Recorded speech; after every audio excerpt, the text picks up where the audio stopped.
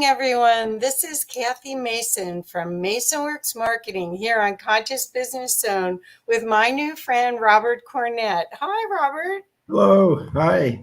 I'm so glad that you're here. So I am very lucky that I got to meet Robert from the IANDS 2023 IANDS Conference, which is going to be held near Washington, D.C. at the end of August and the first part of September. And it's also going to be available online for you people that are interested in learning about death and dying and the beauty and the natural cycle of it all. So Robert is an actor and playwright and holds a master's degree from Harvard Divinity School. And so he's also a death doula, an end of life doula, death doula, and he works with hospice patients and their families in New York State. So what I'm excited to learn about is first of all your journey from divinity school to what you're doing now. So could you just help us understand your path and so that we can follow along with you? Yeah, sure. Thanks, Kathy, for inviting me. And this is a great opportunity. Hello to everybody. Blessings, actually. Yeah, my whole spiritual awakening actually happened fairly early in my college years. And I was almost instantly, as I heard about spiritual experiences, esoteric writings, anthroposophy, William Blake, Emanuel Swedenborg, those things all just captured my attention, but also what they were saying just felt like it was correct. I kind of got it right away. I didn't question it. Reincarnation, when I heard about it, I just felt like, yeah, I've been here before. I have a sense of that. And then I had some spiritual experiences actually involved with theater work that I did in college, some ensemble theater work where I felt like a spiritual presence came to me and helped me shape a character in a play that I was working on. So all that led me to want to explore further and think about all this stuff and understand it. So I applied and got into Harvard Divinity School. I didn't have a religious orientation, so I wasn't going there to be a minister. I just wanted to learn. And they had this terrific program connected with the Center for the Study of World Religions there, where you could study all the religions and basically create your own study plan. So I did that. I studied all the world religions and indigenous religions. And what I found myself wanting to do, almost all my papers were about conceptions of the afterlife. How did these various religions think about this? And what was the Orthodox teaching? But more importantly, what were mystical experiences that were being described in these traditions about the extension of consciousness after death? And so that has stayed with me even back then. This was all the way back in the 1980s when I was in divinity school. And even back then, I had heard about the hospice movement, which was relatively new. And I always said, I would love to do that at some point. So fast forward to my 60s, after, work in holistic education, teaching a whole system of body, mind, spirit education to teachers and counselors. I went into the corporate world to do human resources and organizational training, but I always kept this desire to know more and learn more. And the past 10 years, when I turned 60, 10 years ago, I felt like I was called to go even deeper into this, to get involved with hospice and also to really understand, where do we go when we die? What happens? Because I think in modern Western culture, none of us have, at least I didn't, certainly growing up in church and even in divinity school, there was no roadmap. There was no image that I could work with other than some of the texts I was reading from other cultures that would kind of guide you and actually guide you at the end of your life to prepare you for that. So I've spent a lot of time thinking about it, writing, talking to people, doing some talks and workshops where people can explore how to prepare for death, how to contemplate death, how to think about death in a culture that really avoids death, that denies it, that doesn't really want to accept the continuation of consciousness. At least our modern medical system doesn't accept that.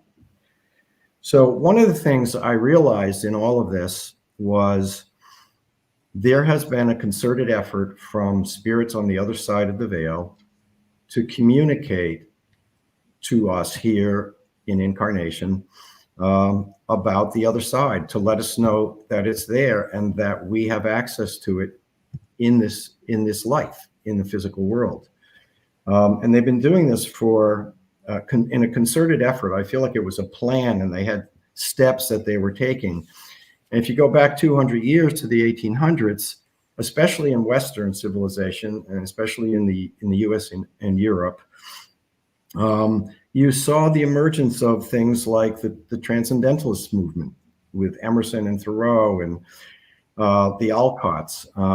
And they were getting their ideas actually from Hinduism, from the concept of the oversoul. And they were teaching about that. And then the spiritualist movement started at that time as well and continued into the 1900s, where many people started to have experiences of deceased relatives communicating to them from the other side. And so that began to be studied. The Society for Psychical Research emerged in the late 1800s, and you have people like William James, who were reputed scholars, and other reputed people actually getting involved in psychic research. One of whom was a guy named Frederick Myers, who studied this deeply and wrote about the human personality and the survival of death. When he died in 1903, I think about 10 years later, he communicated his experiences of the afterlife. And there's a wonderful book that's been published by Geraldine Cummins about that. It's called The Road to Immortality.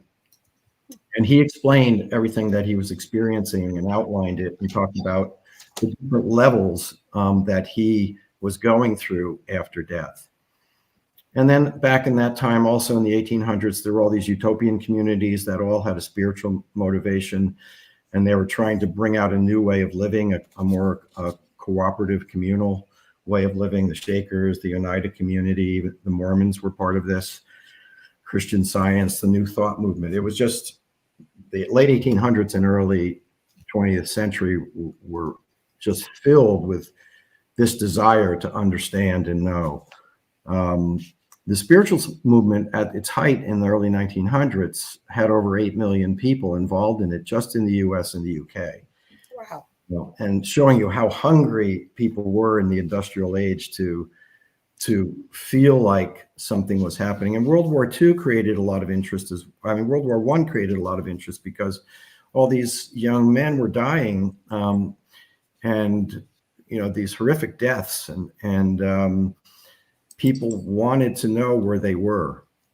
And there were a lot of communications that were coming directly from soldiers who had died in the war, some of whom were lost, kind of like earthbound souls. They didn't even know they were dead. And mediums and other clairvoyants who could work at that level and on those planes started playing roles where they would contact those souls and let them know that they actually were dead and they needed to continue to find their way towards the light and let go of the earthly plane. So anyway, those are some of the things that I've been spending a lot of time thinking about and studying. All of this, I think, has been culminating. The same impulse from the other side, I'd say, was culminating in the 1970s and beyond, when Raymond Moody and other researchers came out with their near-death experiences.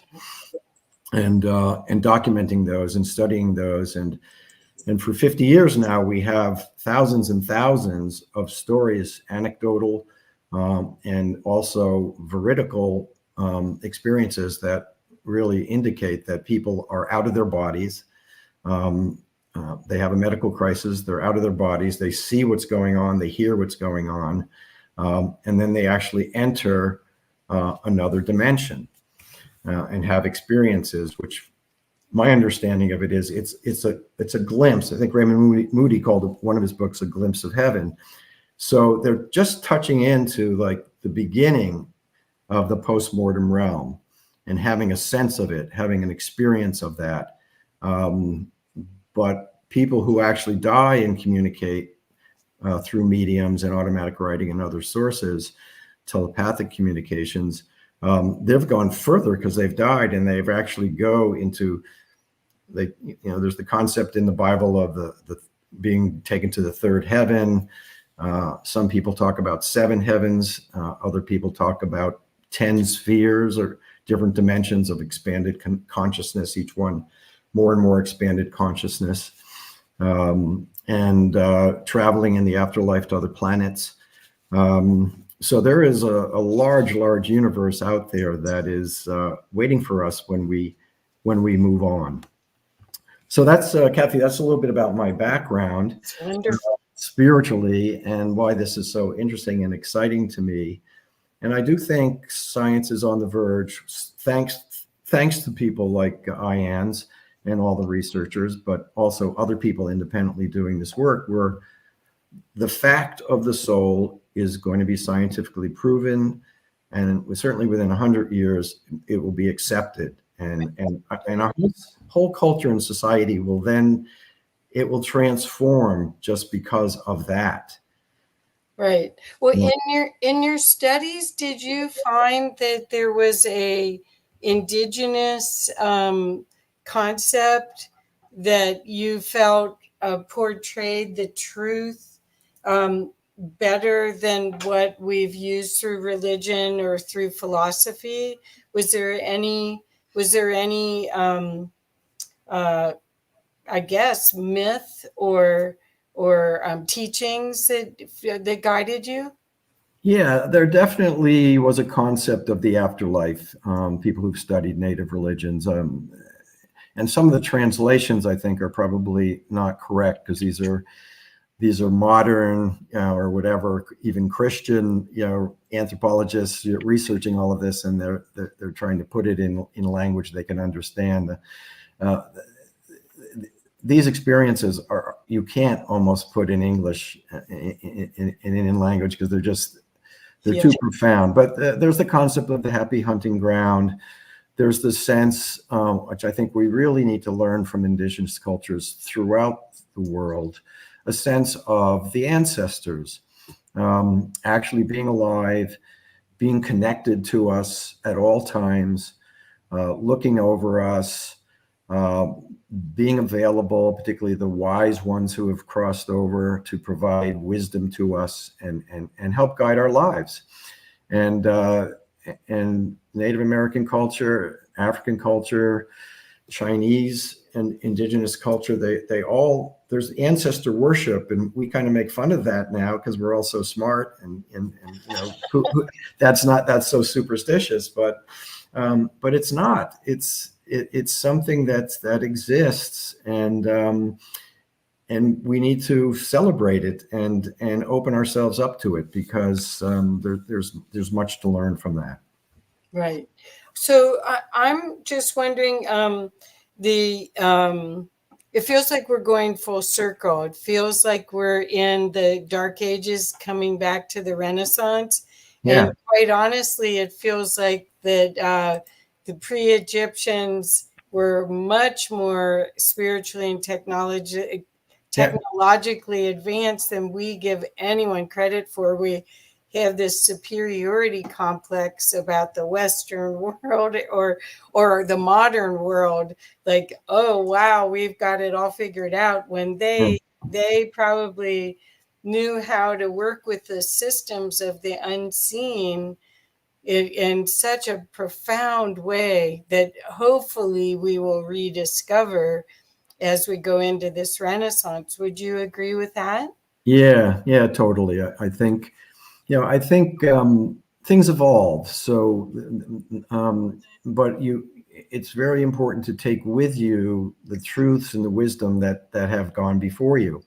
And I think we're going to go beyond, with what we can do technologically. We're going to go even beyond what the indigenous cultures did if we let ourselves explore. Right. And once we get that we have more intelligence than just our five senses. And especially intuition and imagination, that will lead the way. Those are our higher mind that we all have access to right now. We have intuition, we have gut feelings all the time. Right.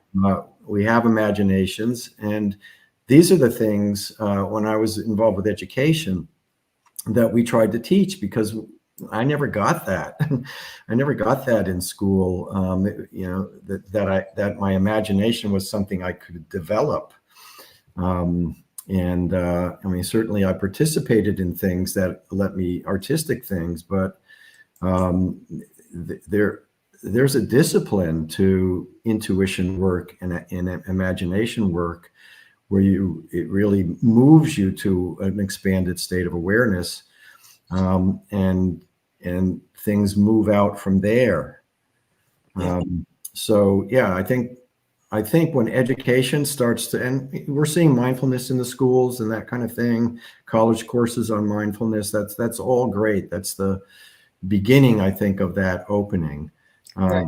But we need to go much further, and I think we need to go faster, because our planet's in trouble. Right.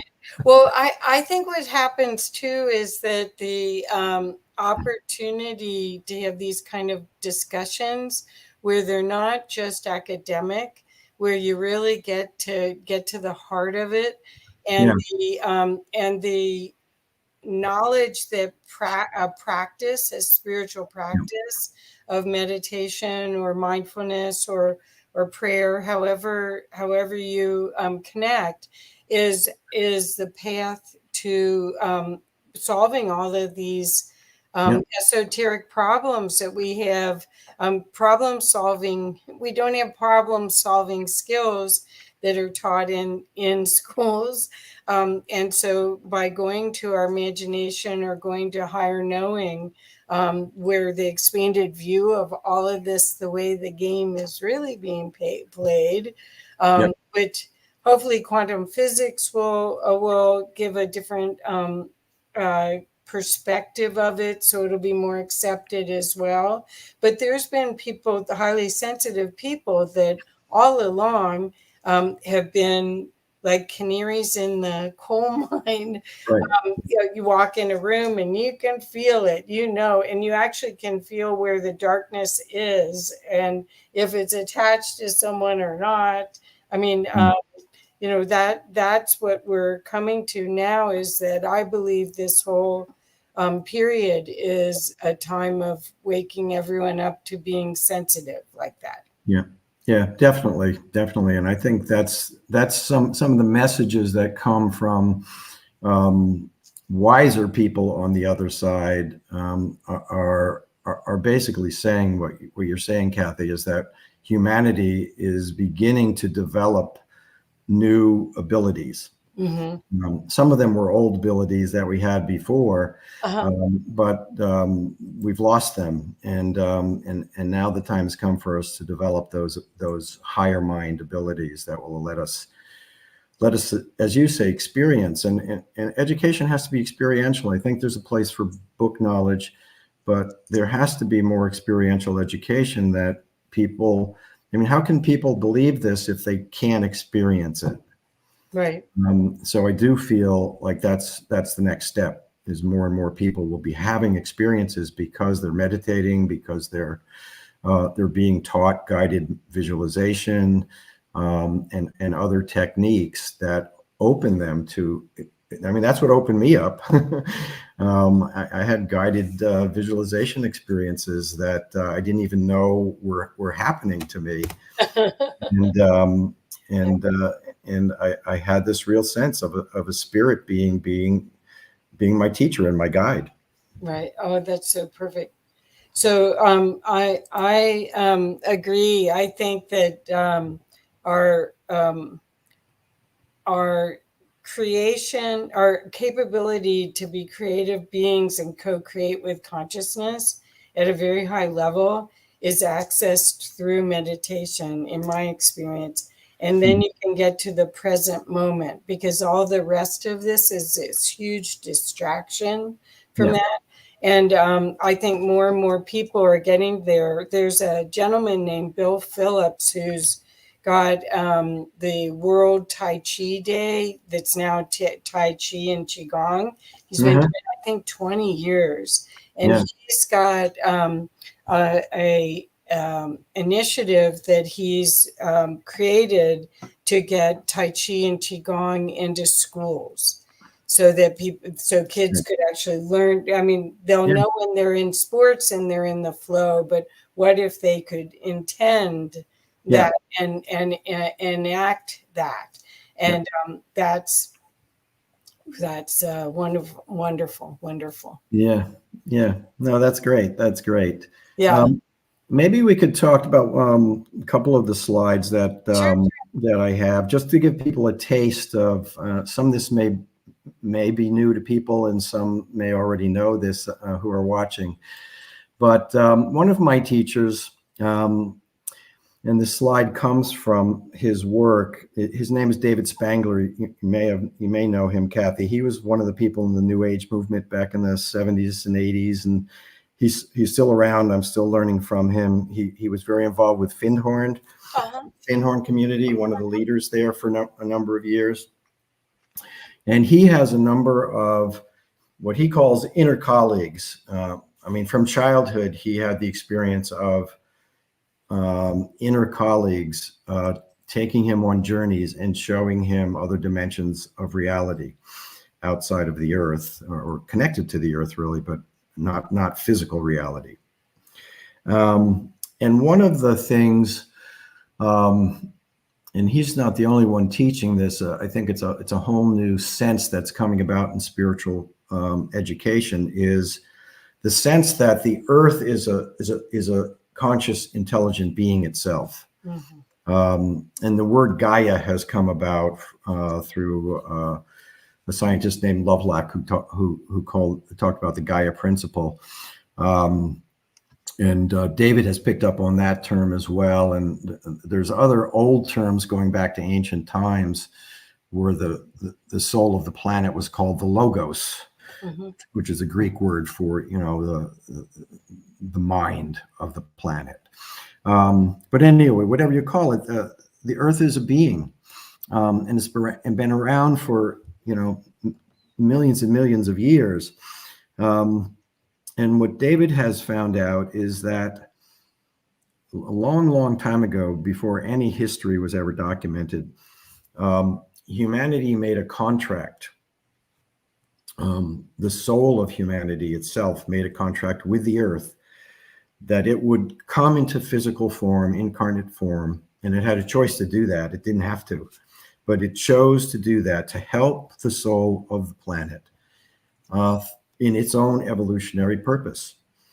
And so part of what we're here to do in each of our individual incarnations is find a way to do that, to support that larger soul that we're all a part of. And anything we can do that provides love, blessing, healing in the world, to the human kingdom, to the plant kingdom, to the animal kingdom, all of that is part of the evolutionary work of the planet and supporting that. But he also learned from some of his inner colleagues about what is described as the post-mortem realms. That's his language for the afterlife. Okay. And so he talks about that when we incarnate, it's really like it's a play in 3 acts. And the first act is actually before we come into physical life. We're in the pre-birth realm, and we're actually making the decision to incarnate. And we're actually forming, with the help of elemental beings, angelic, Davic beings, who are on the other side working with us the whole time to build our physical vehicle, which is made up of etheric energy. There's physical energy, obviously, but there's etheric energy surrounding that. There's an emotional body, there's a mental body, and there's our soul body. And all these things are working together to actually come into form. And it includes, selecting our parents. And all of that's a conscious decision that we make, and that we execute with a lot of help from the other side. So that's the pre-birth realm. And some people call this the fixed design for an incarnation, what you're here to do in this particular incarnation. DK is the initials for a Tibetan that communicated through telepathically through Alice Bailey, one of the people I've learned from. And then Act 2 of incarnation is what we all experiencing right now, our physical life, and life in not just a physical body, but our life in our mental, emotional, and etheric bodies. And one thing that education doesn't pay enough attention to is it needs to develop all of those bodies, not just our minds. Physical development is important. Getting to understand the energy centers in your body is important to learn about, even as a child. Developing your emotional body and helping it to become more pure, more clean, less filled with the debris and the garbage that we end up picking up through life with all of our emotional challenges. And the mental body, which is sort of a form of a light body that's very connected to our soul, and where we can connect with through our intuition to the higher realms. And so the third act is actually when we enter the post-mortem realm, when we make that transition and we actually shed the physical and etheric vehicle. And the Tibetans really are great teachers with all of this. And this Tibetan that communicated with Alice Bailey has a whole volume of this in one of her books about what happens when people die. But he says, actually, both at the hour of birth and at the hour of death, there is a brilliant flash of light, electric light. And at the moment of birth, the hour of birth, right before you're born, if you were clairvoyant, you could see this flash of light taking place in the mother's body and within the child that's being born. And then at the hour of death, this same brilliant flash of light happens, which is when the soul disconnects and breaks contact with the physical body, and actual life and consciousness withdraws. I've been able to sit with people who have died in hospice, and even when my parents died and my first wife died 6 or 7 years ago now. And if you sit with someone who dies, there is life there the moment before they die, and that life is gone.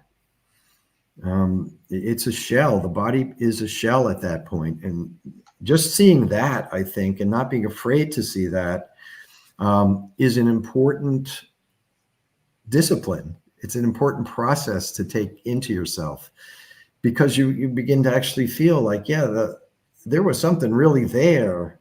Grandpa was there, even though he looked feeble and he was tired and ill and, and sick and all of that. It was Grandpa. And then all of a sudden, that's not Grandpa. That's just flesh. Yeah. There's no Grandpa there. And that's what leaves. So anyway, that's just a model to think about. And then when you get to the post-mortem realms, there's just a whole other number of things that you experience. people who have near-death experiences describe a lot of these things that happen to them in the beginning of the post-mortem realm. The Christian concept of purgatory actually is a good word for what happens when you first enter the post-mortem realm. Purgatory comes from the word purge. It's a purging, it's a cleansing. And this is when you've released your emotional body and your mental body, and there's a lot of garbage in there. I mean, we can't avoid it. You know, we go through difficult times. We have sympathy and antipathy and love and hate and challenge and all that stuff we carry with us into the post-mortem world, and our personalities actually come with us, and it needs some cleaning, and a lot of times it needs healing. Some people experience in near-death experiences, and also in the spiritualist writings, that there are guides that actually take you to almost a hospice healing center in the other world, because you're kind of burnt out. You know, you're kind of you've been through a lot, and you need rest before you can even continue. And another common thing in the life review, and also is described from people who have died and then communicated telepathically, is the sense of a life review taking place. And the near-death literature and IANDS, they're all over this. They have so many documented experiences of this.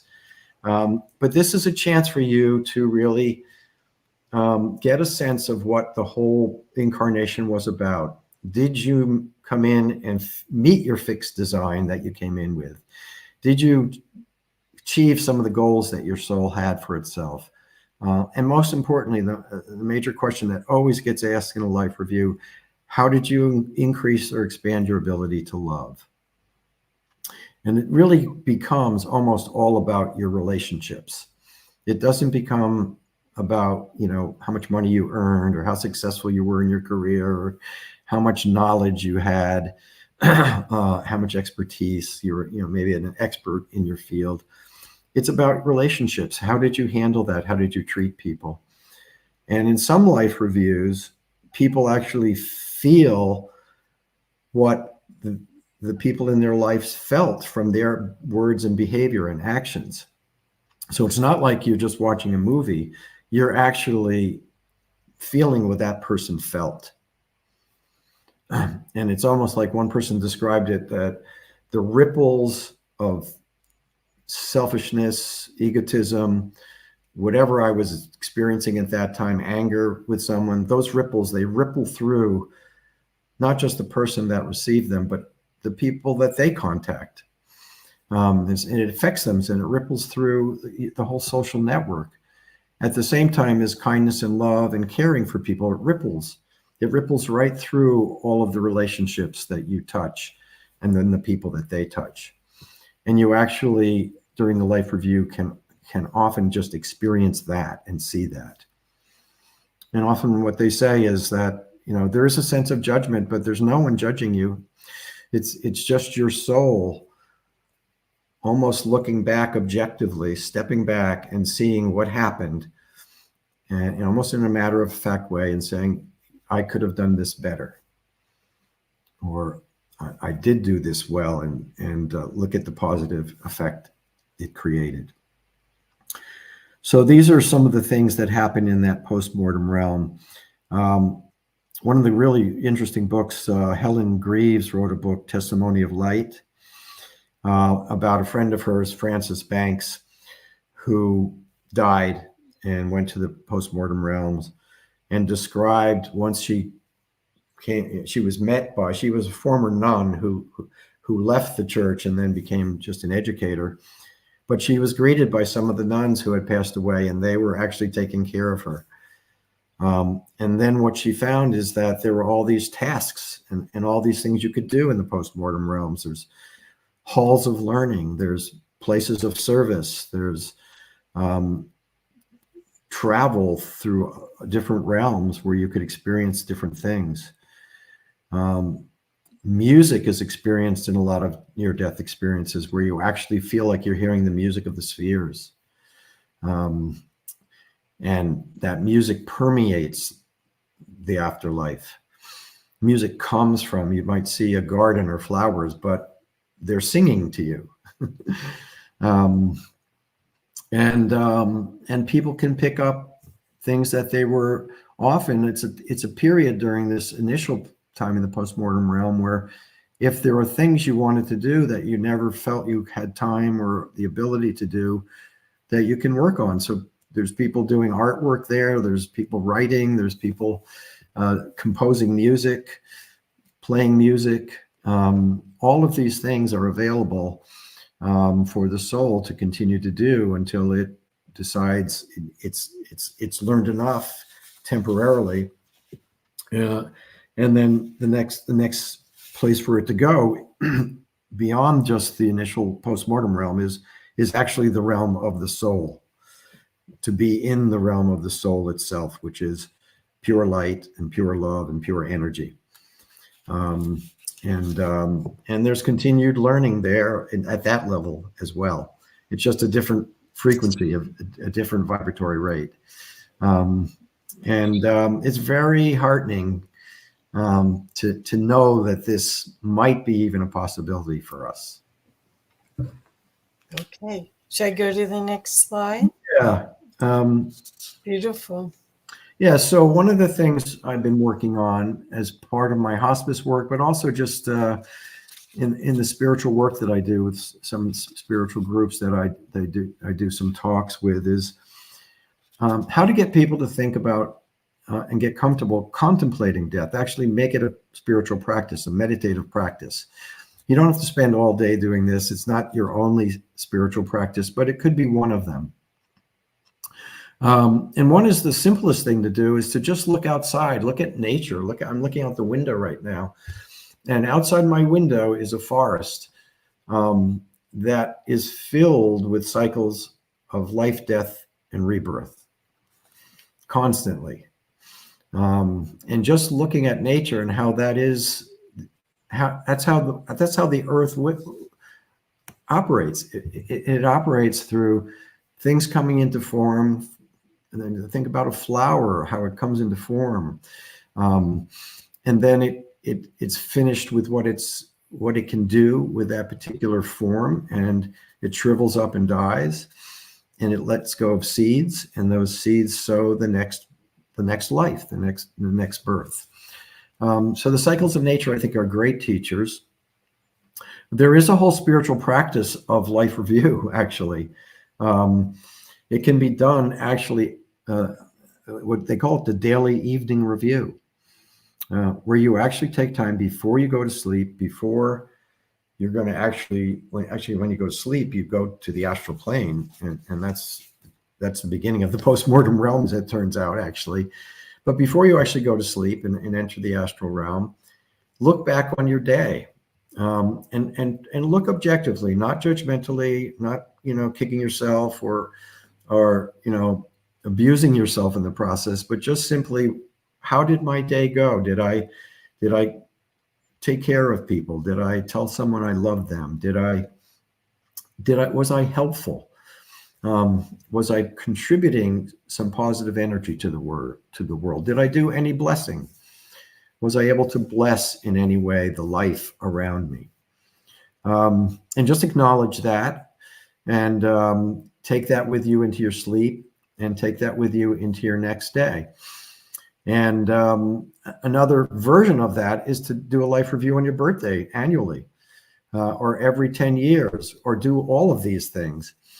And you can create a timeline of, like, what were the major events this year?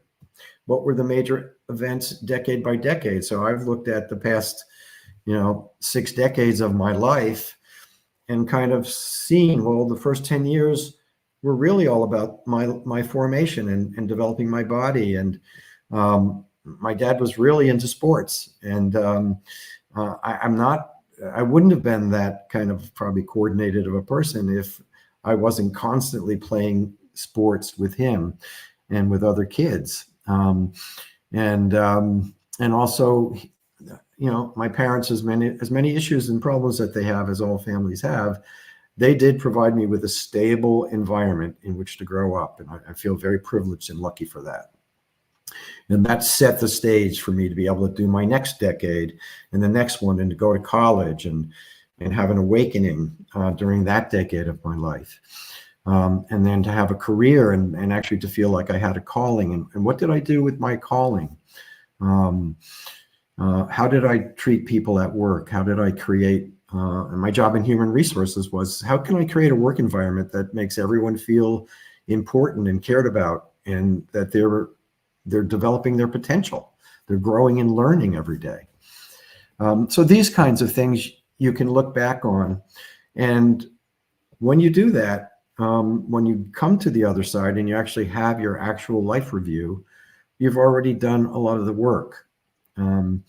And it should be easier and certainly less painful. Some life reviews in the afterlife are described as painful because people realize all the things that they really missed.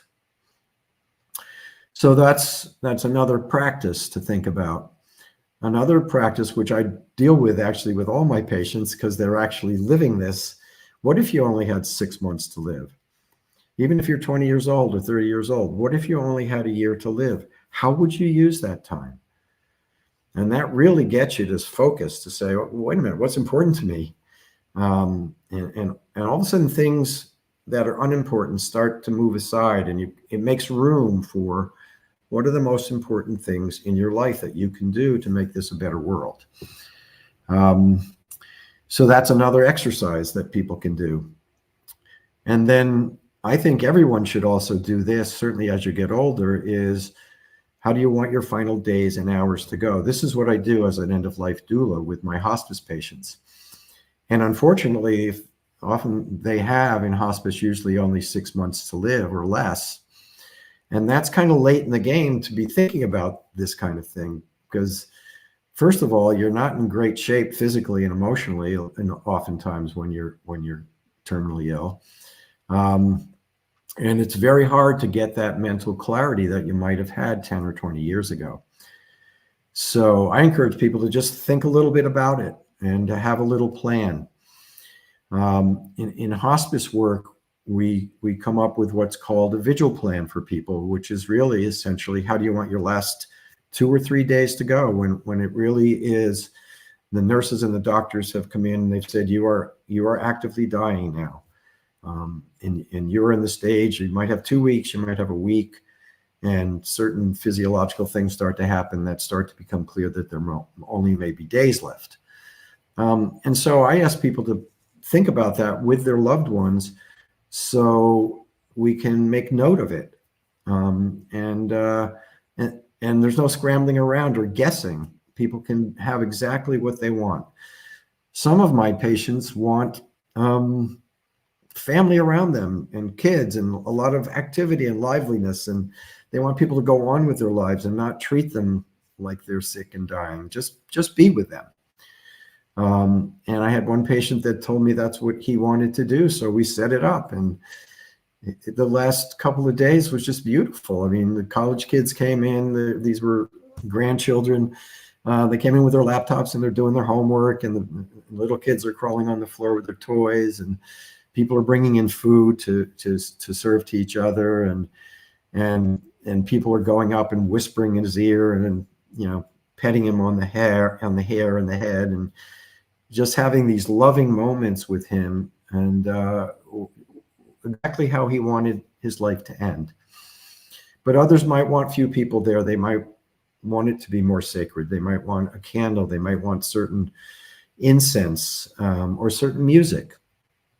I find a lot of my hospice patients are drawn to harp music, and so I bring my iPad and I play harp music for them, especially people with dementia who actually aren't that communicative. But when music is played, something changes and they come alive. That part of their brain is not damaged. And it might be popular music, it might be sacred music, it could be any number of things, but something really changes in their being when music happens. And that's a real gift I think people can give to their family members, who have dementia, and when it's so hard to communicate to them and they can't explain or express what's going on inside them. But my sense is they are processing the end of their life just like anyone else would be. And then you can spend time with the dying. As a hospice volunteer, that's always a great way to contemplate death, or at least spend more time than you'd like to. Just get out of your comfort box and be willing to do that once in a while. And then the sleep exercise, it's kind of esoteric, but that's a process that people do when they're falling asleep, where they actually try to remain conscious past the time when you normally would just slip away to sleep. Most of us just drift off to sleep. That's how I usually fall asleep. And, you know, I just gradually kind of relax and let go, and then I'm sleeping. But in this sleep exercise, you try to not drift off, but to stay conscious, stay alert as you enter the astral plane and actually experience what the astral plane is. And it's not easy to do. I've tried it, but occasionally I've had glimpses of it. And it can take years of practice to do this. The Tibetan monks often practice this. And they have a whole yoga of dream yoga, as well as sleep activity. But if you can train yourself to do that, it is a way to make your transition a little easier, because it's sort of a rehearsal for leaving your body. So that's that for that slide. Well, can I add one thing real quick? Yeah, love to hear any comments. Okay, so my first year in college, I took a class, and I don't even remember what it was. I thought it would be an easy A. So I don't know what it was, but they had us do guided meditations, and it was held in a church in an A-frame. And there were about 25 of us that were down on the floor listening to this. And the professor put us through what would happen if we died a year from now, and then brought it up to like tomorrow. Wow. And, Wow. That's amazing. and several people quit school. I mean, they realized that if they died tomorrow, this wasn't what they wanted to do. So I don't think that was the outcome he was looking for. Right. But it was profound. I mean, once you do that, Yeah, and you really have a chance to consider that, it changes your whole perspective. yeah. And Yeah. the spiritual experience I actually had right after college, when I did some theater work, was exactly that, Kathy. We did, it was an ensemble piece. So it was back in the 70s and 80s, there was a lot of experimental theater. And I just loved that. When I found out about that, I said, that's for me. You know, I don't want to play Ibsen or Right. you know, traditional theater, but this was where you can actually create a play yourself, and it's not linear, it's expressionistic. And the theme of the play was about death, and the concept was every actor creates a character who's died, and then you go back and recreate parts of their life up to the moment of death, and then enact their moment of death. And that's when a spirit guide came to me, and I felt that was the presence that became my character. I kind of acted out his death. Uh-huh. And it was almost like he was in a loincloth. It was like an Indian guru almost. And I didn't know anything about Indian gurus in those days. So Wow, that's cool. Yeah, and, so you tapped in. yeah, so it was, and I think if you go back, because I studied a little bit about ancient theater, early theater, ritual theater, it was often about leading. It was religious. It was sacred drama, the early drama, and it was leading people. When the Greeks talked about the mystery schools of Eleusis, and they had plays of Demeter and Persephone and Hades, they were taking them on a journey to the underworld, and having them experience what your professor did with you, what might happen when you die. Right. And the veils, I think, were thinner then. So I think a lot of interesting kind of stuff happened that might have blown people's minds in those experiences. So the kind of theater I love is that I always had a vision then, and I'm now in my retirement days thankful that I can start to think about how to do sacred drama. And that kind of gets to, what the play that I developed about near-death experiences. So I'm going to go to the next slide. So now you can share with us what you're doing at the IANDS Conference. Great. Coming up on September 3rd. Great. Yeah. I had this idea, and this was all pre-COVID, as I was getting deep. I was doing hospice work. I was continuing studying the afterlife, and there's so much literature on it. It's endless, what you can read and learn about. And I had the idea that some of these stories, especially the near-death experience stories, could make incredible theater, that they are inherently dramatic and profound and deep and moving. And you see videos of people talking about their near-death experiences, and those are very powerful. But I had this sense of what a group of actors could do with some of these stories. So during COVID, I couldn't do any acting classes in person, but there were a couple of acting teachers that did online teaching, and I took some classes. And it was a new technique of acting that I hadn't worked with before, developed by a Russian actor named Michael Chekhov.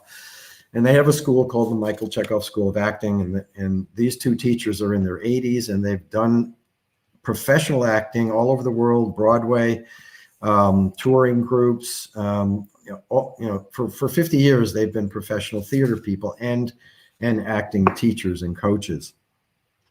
So when I was doing the class with them, I was very moved by the exercises they were leading us through.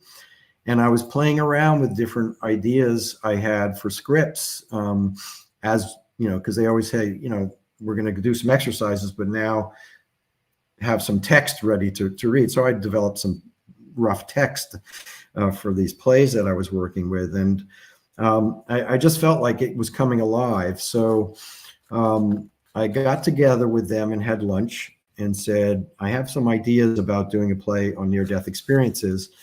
And I've started to working on a script. And they both said, Robert, we're in our 80s right now. We're not both in our mid 80s, and we think about this a lot. We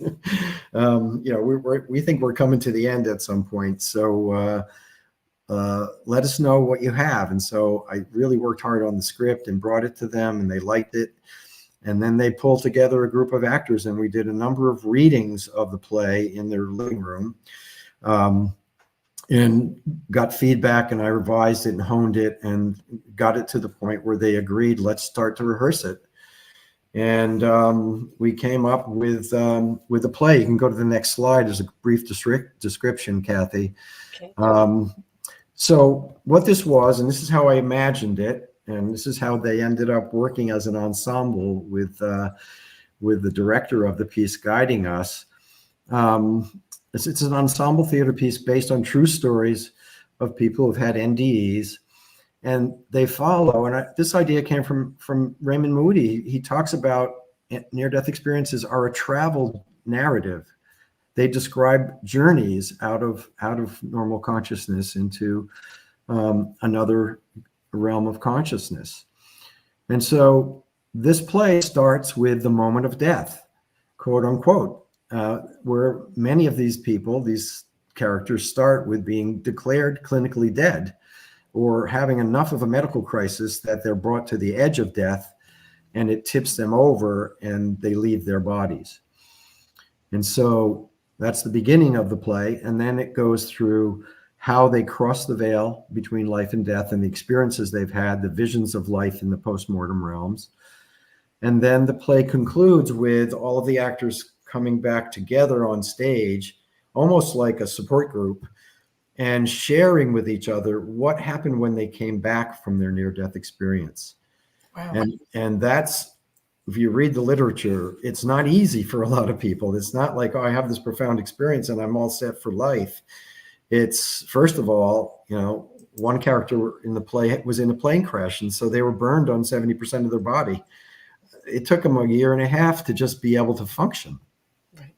And stuff goes on in your life. Your spouse may not understand what you're talking about, or you may not be clear if what happened to you was real, or you're afraid if you tell somebody, they're going to say you're crazy. And people who actually do say that to loved ones, they often say, I don't want to hear this. This is crazy talk. And so people experience that, and the actors talk about those experiences, as well as how they are trying to live their lives in accordance with what they experienced. And they all, in one way or another, come back knowing that love is the most important thing on the journey of life.